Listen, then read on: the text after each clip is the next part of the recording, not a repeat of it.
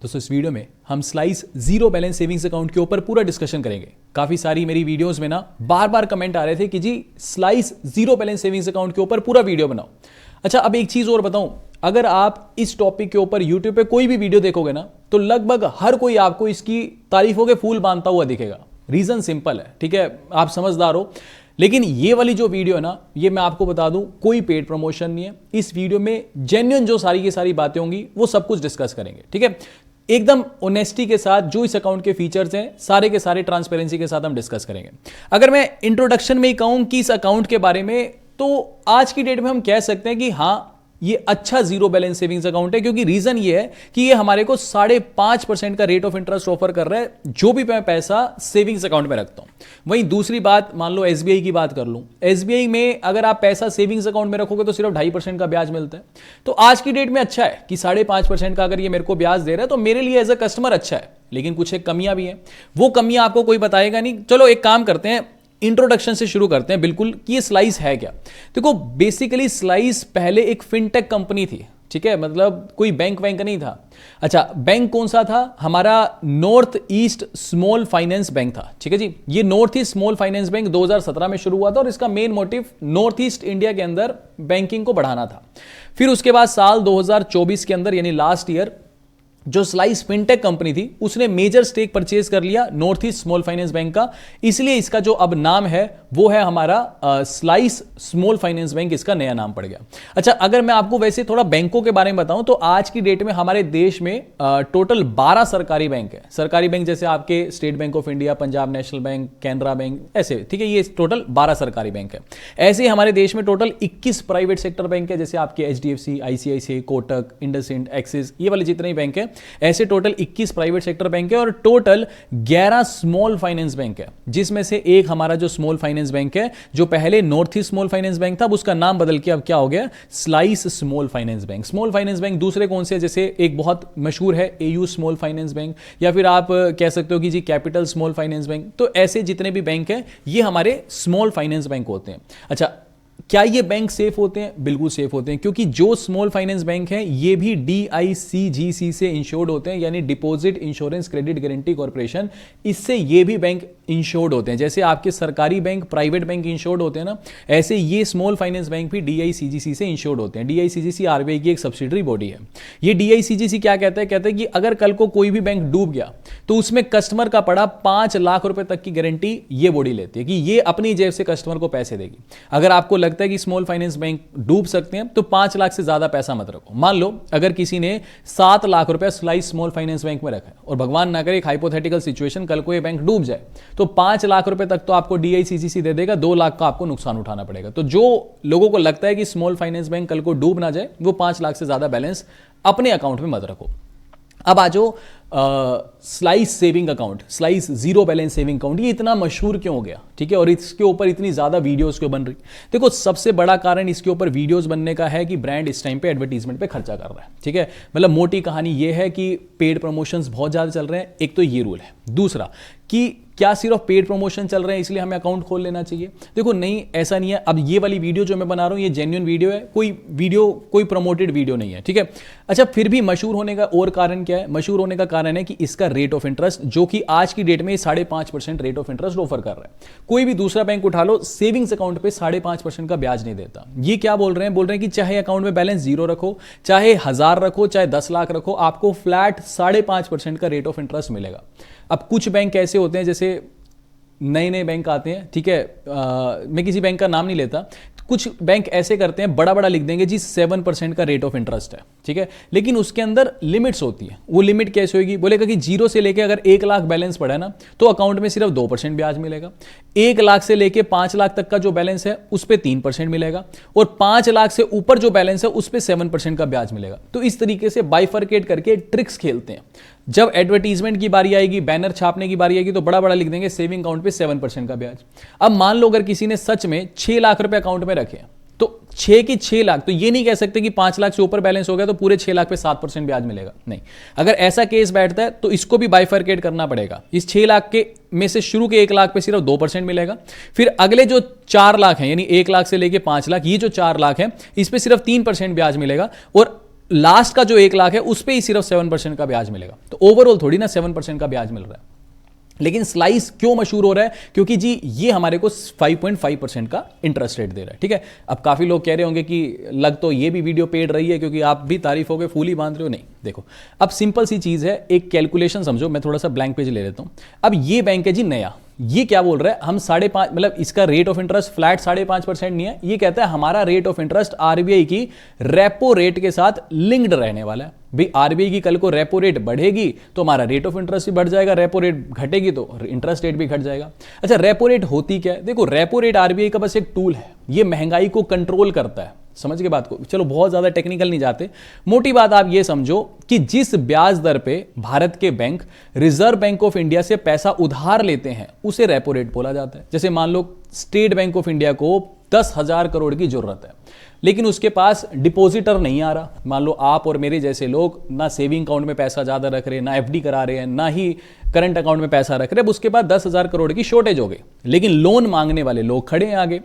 अब state bank of India क्या कहेगा, यार कोई डिपॉजिटर तो आ नहीं रहा ज्यादा, लेकिन 10,000 करोड़ चाहिए, तो आरबीआई के पास जाएगा। आरबीआई कहेगा पैसे की कमी नहीं है, कोई दिक्कत नहीं, जितना मर्जी पैसा ले लो, लेकिन जो ब्याज लगाऊंगा वो 5.5% लगाऊंगा। क्यों? क्योंकि रेपो रेट फिलहाल अभी 5.5% चल रही है। अच्छा, अब मॉनेटरी पॉलिसी कमेटी की मीटिंग होती है आरबीआई की, हर 2 महीने में एक बार होती है। उसमें आरबीआई रेपो रेट को बढ़ा भी सकता है, घटा भी सकता है, सेम भी रख सकता है। पिछले काफी टाइम से 5.5% ही चल रही है।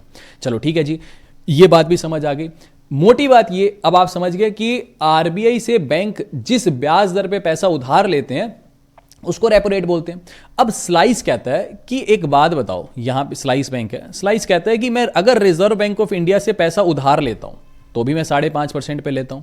तो एक काम करते हैं ना, स्लाइस कहता है कि मैं रिजर्व बैंक ऑफ इंडिया से पैसा उधार नहीं लेता, मैं कस्टमर से ही पैसा उधार ले लेता हूं और 5.5% पे ले लेता हूं। भाई कस्टमर का भी भला हो जाएगा, मेरे पास भी पैसा आ जाएगा। बिल्कुल ठीक बात है, ये स्लाइस अपनी एडवर्टीजमेंट में यूज कर रहा है। लेकिन क्या ये सच बात है कि स्लाइस कस्टमर का भला करना चाहता है इसलिए 5.5% का ब्याज ऑफर कर रहा है? भाई अगर मैं आपको ये चीज समझाऊं कि स्लाइस है, ये बैंक है, ठीक है, ये कह रहा है कि मैं रिजर्व बैंक ऑफ इंडिया से पैसा उधार लूंगा तो भी मेरे को 5.5% पे लेना पड़ेगा, और अगर मैं कस्टमर से पैसा उधार ले लूं तो भी मैं कस्टमर को 5.5% ब्याज दे देता हूं। समझ गए, कस्टमर का भला भी हो जाएगा। क्यों?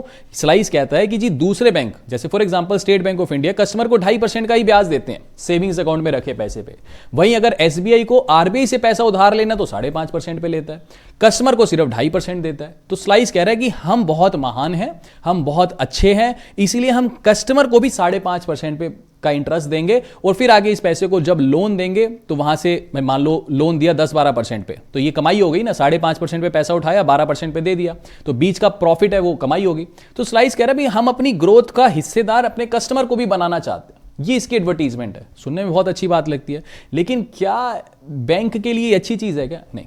बैंक सबसे मजबूत कौन सा होता है? देखो अभी ये नया बैंक है, ठीक है, इसलिए मैं इसको गलत नहीं कहूंगा, ये ठीक है, ये इसकी टेक्निक है, अच्छी बात है। क्या अभी स्लाइस के पास एसबीआई जितना कस्टमर बेस है क्या? नहीं।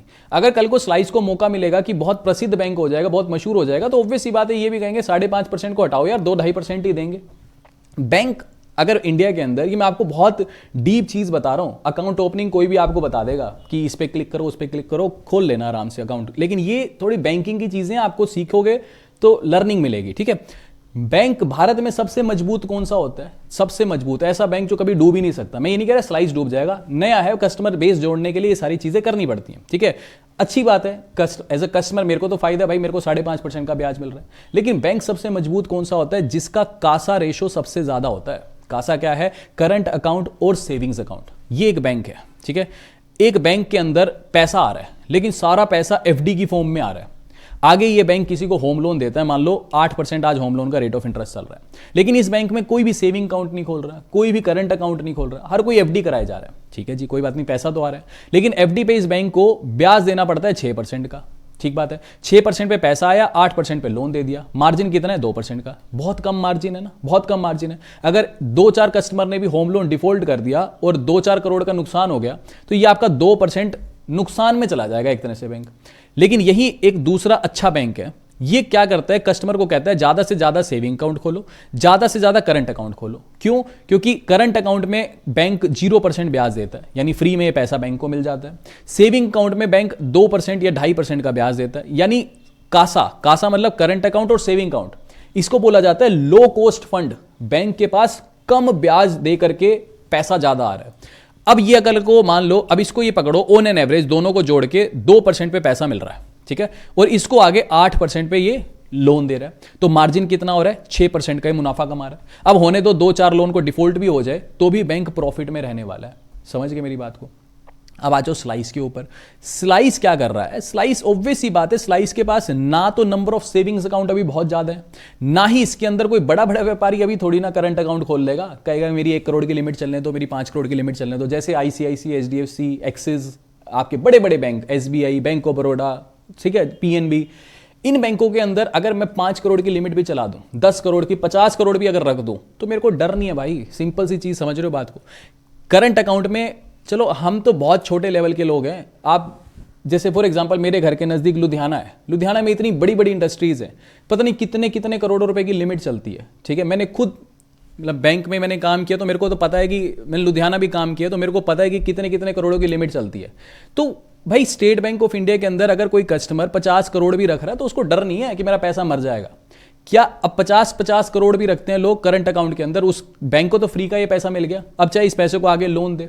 क्या स्लाइस के अंदर करंट अकाउंट में कोई पैसा रखेगा? इतना नहीं रखेगा, फिलहाल नहीं रखेगा, कल को भगवान करे बहुत अच्छा बैंक बन जाए, ठीक है, हमारी बेस्ट विशेष है इस बैंक को। लेकिन फिलहाल ना तो स्लाइस के पास सेविंग्स अकाउंट के जरिए पैसा आ रहा, बहुत ज्यादा आ रहा है, लेकिन उसको अट्रैक्ट करना पड़ रहा है। अगर आज स्लाइस एक बैंक बना है, अगर आज स्लाइस कह दे कि मैं भी 2.5% का ही ब्याज दूंगा, तो आप और मैं ये वीडियो भी ना देख रहे होते, कहेगा छोड़ यार एसबीआई में खोलेंगे, छोड़ आईसीआईसीआई में खोलेंगे, एचडीएफसी, जो भी अच्छे बैंक है उसमें खोलेंगे। आज स्लाइस ये कह रहा है कि 5.5% में ब्याज दे रहा हूं, तभी तो आप और मैं ये वीडियो देख रहे हैं कि दे रहा है, ठीक है, सही भी है कि कुछ ना कुछ छुपा रुस्तम काम है इसके अंदर। समझ गए मेरी बात को। तो कहने का मतलब ये चीज गलत है कि हम लोगों के भलाई के लिए जो है ये सारा कुछ कर रहे हैं, नहीं, ये चीज गलत है। हाँ, एडवर्टीजमेंट के हिसाब से ठीक है, बट ये बोलो कि हमें पैसा चाहिए इन द सेंस हमें कस्टमर को अट्रैक्ट करना है, तभी हम रेपो रेट लिंक्ड जो ब्याज दर है उस पर आपको पैसा दे रहे हैं। समझ गए मेरी बात को।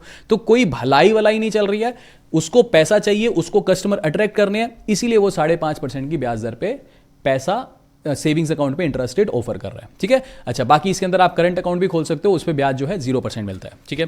अब आगे एक चीज समझो, नेक्स्ट चीज, एज अ बोरोवर तो हमारे लिए ठीक है, एज अ डिपॉजिटर तो हमारे लिए ठीक है कि मैं पैसा जमा कर रहा हूं। अच्छा, दूसरी बात, अब क्योंकि ये स्मॉल फाइनेंस बैंक बन गया तो DICGC से इंश्योर्ड है, तो आप खोल सकते हो अकाउंट, कोई प्रॉब्लम नहीं है। बट दूसरा एंगल ये आ जाता है, अगर एक सिंपल सी चीज समझो, स्टेट बैंक ऑफ इंडिया, जैसा कि मैंने आपको बताया, इसका कासा रेशियो बहुत अच्छा है, ठीक है।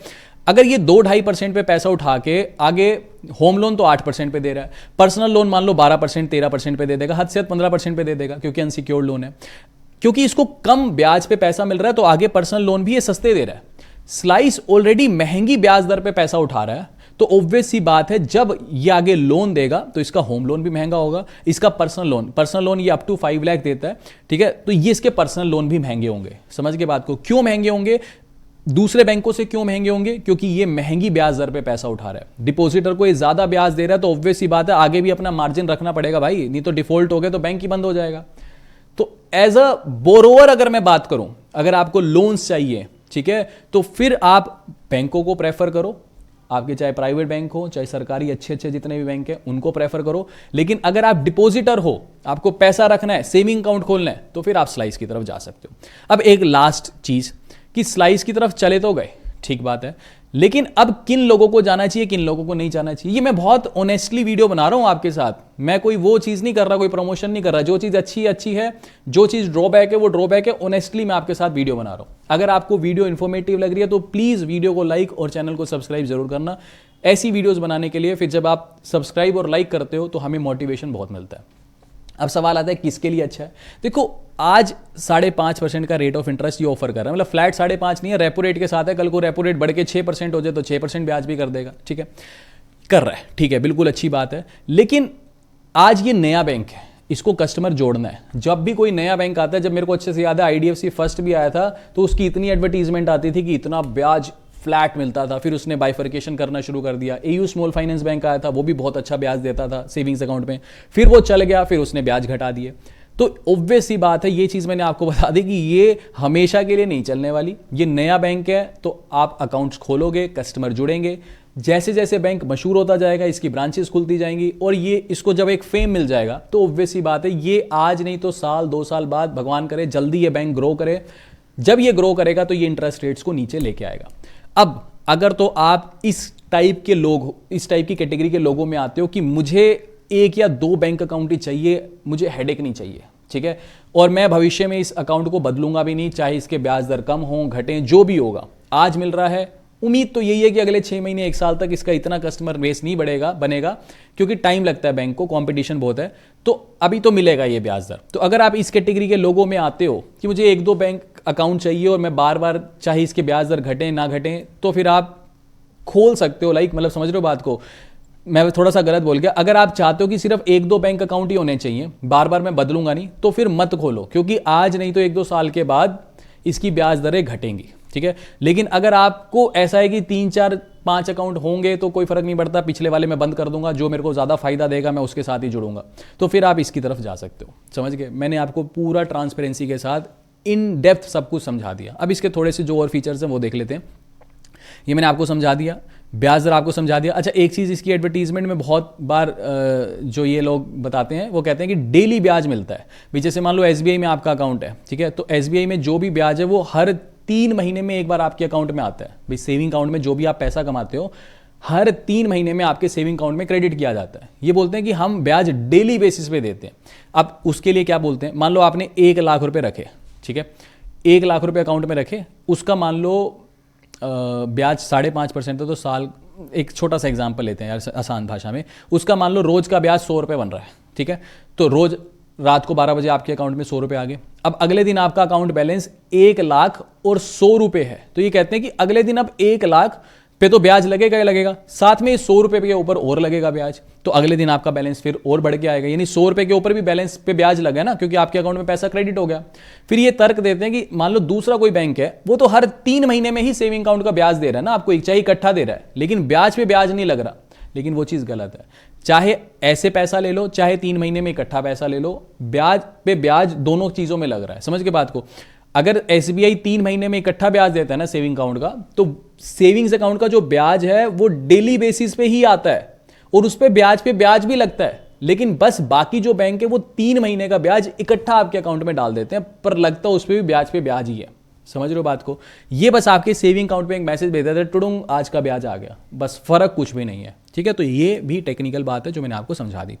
अच्छा, FD ऑब्वियस ही बात है, अच्छे रेट ऑफ इंटरेस्ट मिलेंगे। जैसे अगर मैं यहाँ पे 1 साल और 1 दिन की FD करवाता हूँ स्लाइस स्मॉल फाइनेंस बैंक पे, तो ये आज 7.25% रेट ऑफ इंटरेस्ट ऑफर कर रहा है जब मैं वीडियो रिकॉर्ड कर रहा हूँ आज, ठीक है। और बेस्ट इसका ये है कि अगर आप 18 महीने और 1 दिन की FD कराते हो ना, तो सिर्फ 7.75% का रेट ऑफ इंटरेस्ट ऑफर करता है। थोड़ा बहुत सीनियर सिटीजन के लिए शायद 0.25% या आधा % ये फालतू देता है, थोड़ा क्रॉस चेक कर लेना, ये नॉन सीनियर सिटीजन के लिए, ठीक है। बाकी एक चीज़ और है, थोड़ा सा जब आप इसकी FD की टेबल को देखोगे ना, थोड़ा सा इसमें कंफ्यूजन है। देखो जैसे यहाँ पे क्या बोल रहा है, 18 महीने 1 दिन से लेके 18 महीने 2 दिन की FD कराते हो तो 7.75% का ब्याज है। 18 महीने यानी 1.5 साल और 3 दिन की FD करा लेते हो तो ब्याज दर घट जाती है, तो थोड़ा सा अजीब सी है, तो देख लेना जब FD कराओ तो क्या बोलते हैं अपना रेट ऑफ इंटरेस्ट वगैरह देख लेना, ठीक है। बाकी अगर लग रहा है अकाउंट खोलना है तो स्लाइस ऐप है इनकी, ठीक है, वो डाउनलोड कर लेना, प्ले स्टोर ऐप स्टोर दोनों पे है, वो इंस्टॉल करके आप अकाउंट ओपन कर सकते हो, और बाकी आपके ऊपर है। मैंने जेन्युइनली जो इसके बेस्ट सारी चीज़ें रिसर्च करके मैं आपको बता सकता था, मैंने आपके सामने बता दिया।